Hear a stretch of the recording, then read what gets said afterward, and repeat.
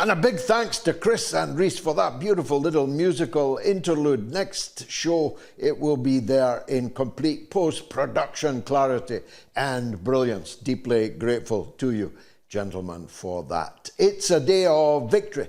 It's a victory for Donald Trump. It is undoubtedly the case. But for Donald Trump's victory, this ceasefire about to come into effect in Gaza after hundreds of days of mass murder and mutilation, amputation and carnage, it's Donald Trump's victory. There is no doubt whatsoever about that. Before even taking office, Trump has brought about an end, albeit it may be a temporary end, caveats included.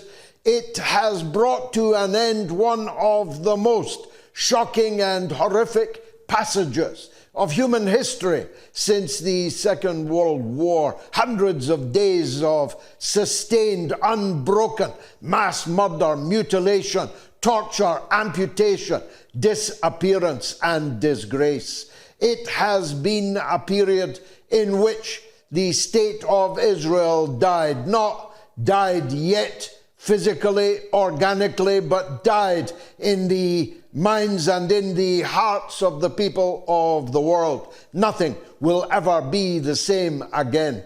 If the torture and mass murder, genocide in Auschwitz had been live streamed, it would have looked something like what we've been looking at over this last year and a bit.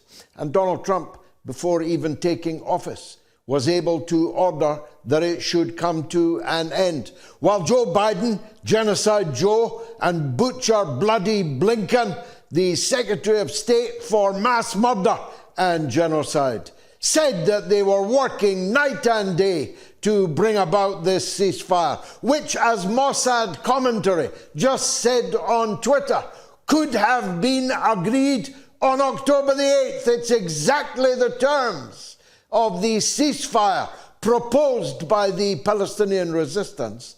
Scores of thousands of dead women and children ago. Mossad got it right. Blinken got it right today when he said that the Palestinian resistance had recruited at least as many new fighters as it had lost in the course of this genocide. Not me that's claiming that, Mr. Censor, Mr. Prosecutor General. Anthony Blinken, the American Secretary of State, said it today, that Hamas are stronger today than they were all these dead women and children ago. Donald Trump achieved it. He brought it to an end.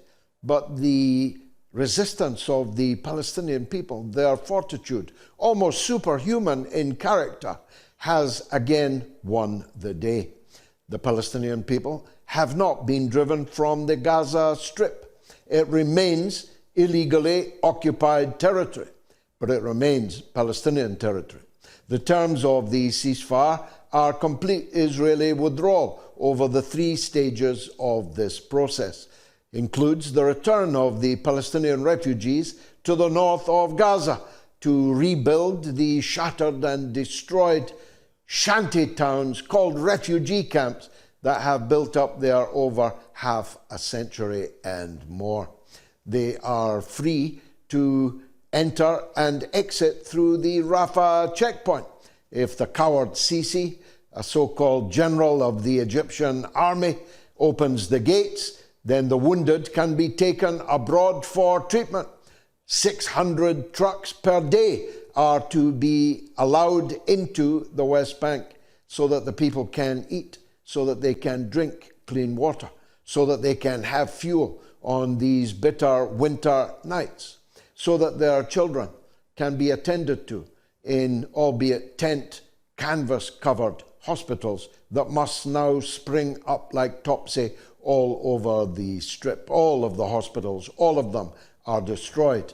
So we are returning to rudimentary field hospitals. But that must be done immediately because there are tens, maybe scores of thousands of patients who urgently need medical attention, all of which is now possible thanks to the ceasefire. The prisoners that the Palestinian fighters on October 7th took must now be returned. Those who've been killed under Israeli bombardment will return as deceased. But those who are still alive will be split into the 3 different stages and will be released. 30 Palestinian hostages will be exchanged for each single Israeli hostage. Well, that's partly because the world believes that an Israeli is worth at least 30 Palestinians. Actually, add a 0 to that, maybe even 2. But because Israel has an exponentially larger number of Palestinian hostages, prisoners held unjustly, held in most cases without charge or trial. They have many more prisoners in their dungeons. High-profile people will be included. I'm not going to name them for fear of jinxing it, but I'm praying for the return of some of the highest-profile prisoners of them all. I hope for the maximum number of Israeli prisoners to be released alive. I mourn the death of those who were killed by 15 months of unremitting onslaught by 2,000-pound bombs, all of them supplied by Joe Biden and Antony Blinken. It proves the point that Joe Biden could have ordered this cessation scores of thousands of dead women and children ago. It proves the wisdom of the voters in Dearborn, in Michigan, and elsewhere who refused to vote for Kamala Harris because of her involvement and complicity in mass murder and genocide. It proves the wisdom of those 29% of Joe Biden voters in 2020 who did not vote for Kamala Harris and who placed the carnage in Gaza as the #1 reason why they could not do so. It shows the wisdom of those of us who said, we'll not be happy that Donald Trump is back in the White House, but we'll be very happy indeed if Kamala Harris is not. It proves the wisdom of those like me who supported Dr. Jill Stein. It proves the wisdom of those like me who said, vote anyone at all. Uncle Tom Cobley, Panda the Bear, anybody at all, but not Kamala Harris. Because make no mistake about it, if Harris had won, there would have been no ceasefire today. Now, there are many caveats that have to be entered. First of all, Israel might break the ceasefire as they have broken hundreds of ceasefires before. Israel has shifted its murderous activities in the last hour from Gaza to the West Bank. They are bombing their own country. That's what they call it, isn't it? They don't accept that it's occupied territory. They say that Jenin is in Israel. In that case, they're bombing their own country from the air with F-16s, bombing refugees in their own country and any other country in the world. That alone would be cause for the greatest hue and cry, followed by sanctions and international ostracism. Israel is still breaching the ceasefire in Lebanon, still killing people. 5 today in Lebanon, even though a ceasefire under American supervision was long ago agreed. War may very well break out full scale in the West Bank and in Lebanon, but at least for now it will still in Gaza. And seeing those pictures of the deliriously happy Palestinians who've survived, 16% of Gaza's population has been murdered by Israel in 15 months. A kill rate which no genocide ever in modern times has ever remotely approached. And as we look at the ruins on the battlefield, we have to include amongst the casualties the entire respectability of being a friend of Israel. These friends of Israel are jointly, collectively responsible for all of the crimes that their friend has carried out. They have shilled for it. They have lied for it. They have pushed for it. They have paid for it. They have armed for it. They have covered for it every step of the way. And now, declaring that you're a friend of Israel would be akin to declaring yourself a friend of, think of the worst criminals in history. It would be akin to declaring yourself a friend of that. And we must drive home that advantage. Now that the bombs are about to stop falling on the tents and burning the refugees alive in Gaza, we must make sure that we torch what remains of Israel's standing in the world. We must make it as despicable an act to be in any way involved with Israel as it once was to be in any way involved with the crimes of apartheid in South Africa. That means a civic, civil, non-violent, peaceful campaign of boycott, divestment, sanctions, complete ostracism for the criminal apartheid colonial settler state that they call Israel. And we'll be charting how that's going here on the Mother of All talk shows over the next months and probably years. So, it was a great victory today. For Trump, yes, but above all, for the fortitude, for the sumud, the steadfastness of the Palestinian people who've been through so many shocking tornadoes of horror in the last 76 years, and will no doubt have to suffer more, but who will never surrender. It is a lesson of what humanity at its best is capable of. We bow our head for all the martyrs in Palestine, in Gaza, all the children, all the women, all the men, all the mothers, the fathers, the grandparents, the sons, daughters, brothers, sisters, husbands, and wives.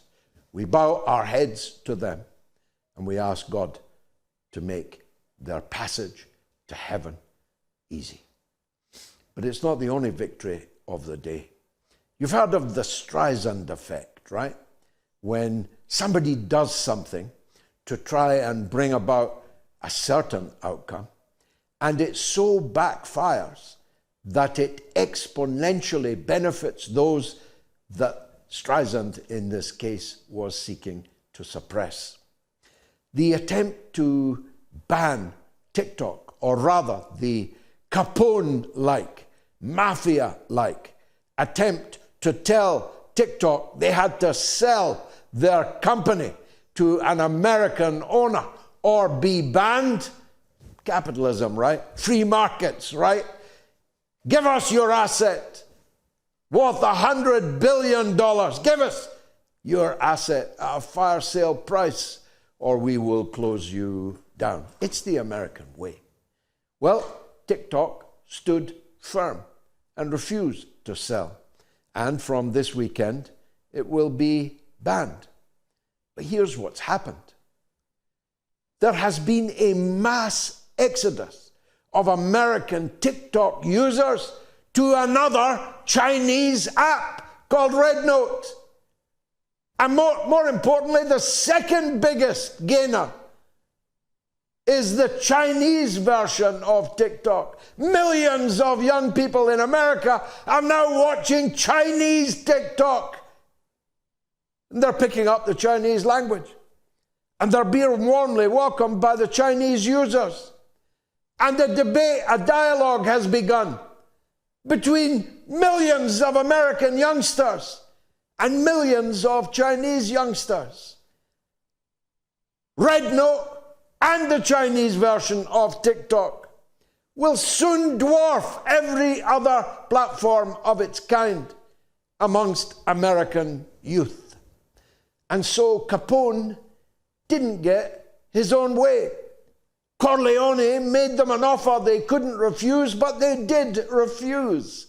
And they have successfully overcome this dread effect that the American gangsters were trying to achieve.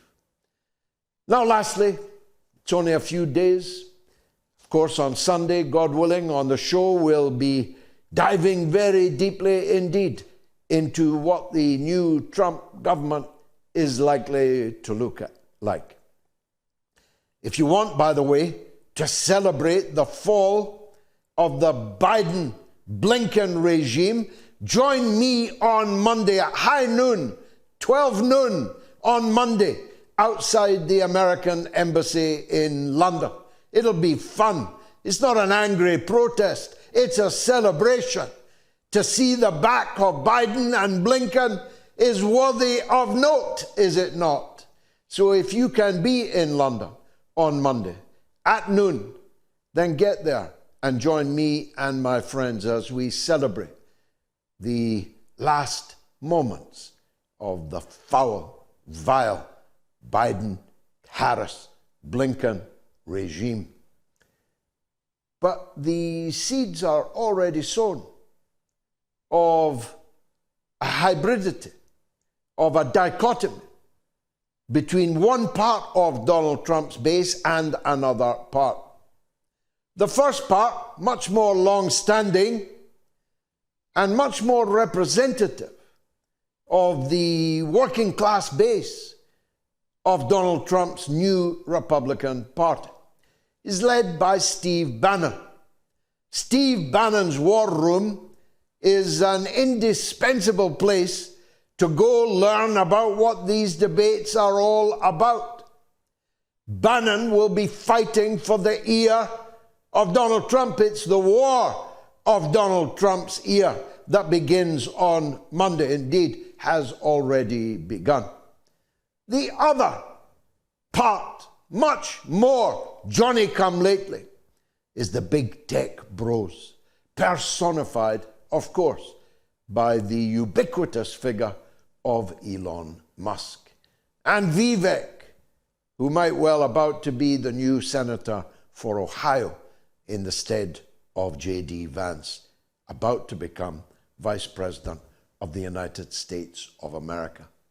It's Silicon Valley and the West Coast against the South and the Midwest of the United States of America.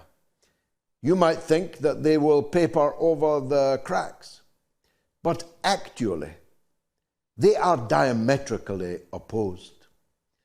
Marching sure behind the banner of the one and only Donald Trump, but marching for wholly different purposes on paths that will soon begin to diverge.